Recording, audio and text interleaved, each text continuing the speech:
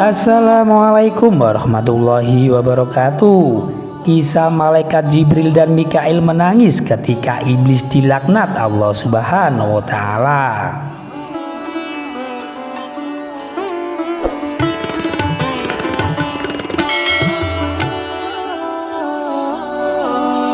Dahulu iblis merupakan makhluk yang mulia di sisi Allah sebelum Nabi Adam diciptakan.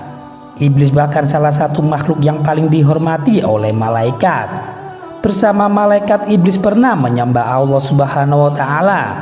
Saking mulianya iblis pada masa itu, sebuah kitab yang ditulis oleh Imam Al-Ghazali menyebutkan bahwa iblis memiliki beberapa nama yang bagus-bagus di setiap lapisan langit.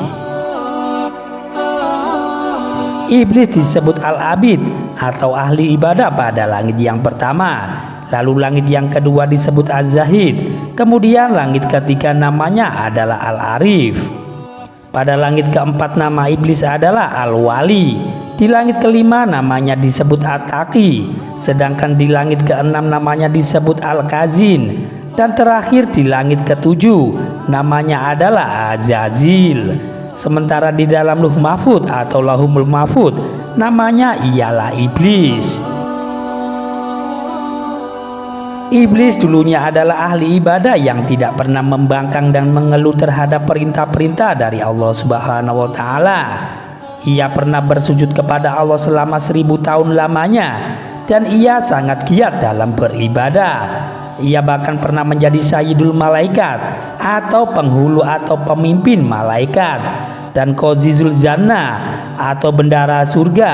Namun lama-kelamaan iblis menjadi sombong dan angkuh. Iblis menganggap bahwa dirinya adalah makhluk yang paling tinggi derajatnya di antara makhluk-makhluk Allah yang lain. Hingga pada suatu saat Allah menciptakan Nabi Adam sebagai manusia yang pertama. Allah memerintahkan iblis dan para malaikat untuk bersujud kepada Nabi Adam. Tapi sifat iblis yang sombong dan angkuh mengalahkan kemuliaannya di hadapan Allah. Iblis membangkang perintah Allah dengan berkata, "Adakah engkau mengutamakannya daripada aku, sedangkan aku lebih baik daripadanya? Engkau jadikan aku daripada api, dan engkau jadikan Adam daripada tanah." Kemudian Allah berfirman kepada iblis, "Aku membuat apa yang aku kehendaki." Iblis memandang dirinya penuh keagungan dan kesombongan. Maka ia enggan bersujud kepada Adam.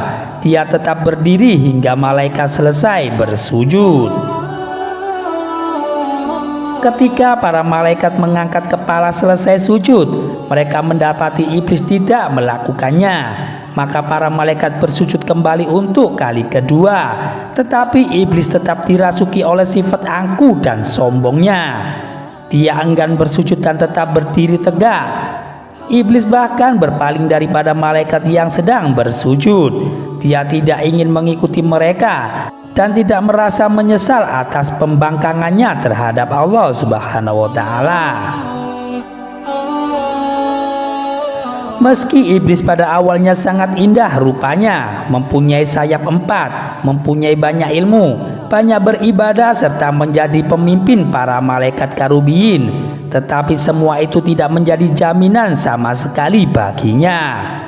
Allah mengubah iblis dari yang asalnya indah ke bentuk yang sangat hina dan menakutkan.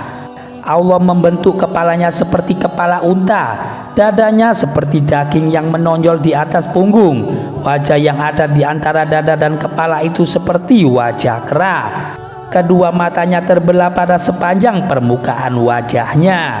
Lubang hidungnya terbuka seperti cerek tukang bekam. Kedua bibirnya seperti bibir lembu. Taringnya keluar seperti taring babi hutan. Dan janggutnya sebanyak 7 helai. Selain itu Allah mengusirnya dari surga, bahkan dari langit dan bumi. Iblis tidak akan masuk ke bumi melainkan dengan cara sembunyi-sembunyi. Allah melaknatnya hingga hari kiamat karena dia menjadi kafir. Ketika Allah membalas pembangkangan iblis itu, maka menangislah malaikat Jibril dan Mikail. Kemudian Allah berfirman kepada para malaikat, "Apakah yang membuat kamu menangis?" Lalu mereka menjawab, "Ya Allah, kami tidaklah aman dari tipu dayamu." Kemudian Allah kembali berfirman kepada malaikat, "Begitulah aku, jadilah engkau berdua tidak aman dari tipu dayaku." Setelah diusir dari surga, maka iblis berkata, "Ya Tuhanku, engkau telah mengusir aku dari surga disebabkan Adam, dan aku tidak menguasainya melainkan dengan penguasaanmu." Lalu Allah berfirman kepada iblis, "Engkau dikuasakan atas dia, yakni atas anak cucunya, sebab para nabi adalah maksum." Berkata lagi iblis, "Tambahkanlah lagi untukku." Allah berfirman, "Tidak akan dilahirkan seorang anak baginya kecuali tentu dilahirkan untukmu dua padanya." Berkata iblis lagi, "Tambahkan lagi untukku." Lalu Allah berfirman, "Dada-dada mereka adalah rumahmu, engkau berjalan di sana sejalan dengan peredaran darah." Berkata lagi iblis, "Tambahkan lagi untukku."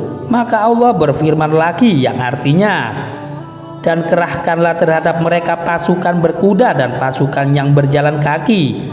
Artinya mintalah tolong menghadapi mereka dengan pembantu-pembantumu, baik yang naik kuda maupun yang berjalan kaki. Dan bersekutulah dengan mereka pada harta, yaitu mendorong mereka mengusahakannya dan mengarahkannya ke dalam haram. Dan pada anak-anak, yaitu dengan menganjurkan mereka dalam membuat perantara mendapat anak dengan cara yang dilarang, seperti melakukan senggama dalam masa haid, berbuat perkara-perkara syirik, mengenai anak-anak itu dengan memberi nama mereka Abdul Uzza, menyesatkan mereka dengan cara mendorong ke arah agama yang batil, mata pencarian yang tercela, dan perbuatan-perbuatan yang jahat, dan berjanjilah mereka. Semua ini juga disebutkan dalam surat Al-Isra ayat 64, yang mana artinya, "Dan perdayakanlah siapa saja di antara mereka yang engkau atau iblis sanggup dengan suaramu yang memukau. Kerahkanlah pasukanmu terhadap mereka yang berkuda dan berjalan kaki, dan bersekutulah dengan mereka pada harta dan anak-anak, lalu beri janjilah kepada mereka. Padahal setan itu hanya menjanjikan tipuan belaka kepada mereka." Demikian kajian yang singkat ini bisa kami sajikan. Semoga kita bisa mengambil hikmah dan manfaat dari kajian ini. Wassalamualaikum warahmatullahi wabarakatuh.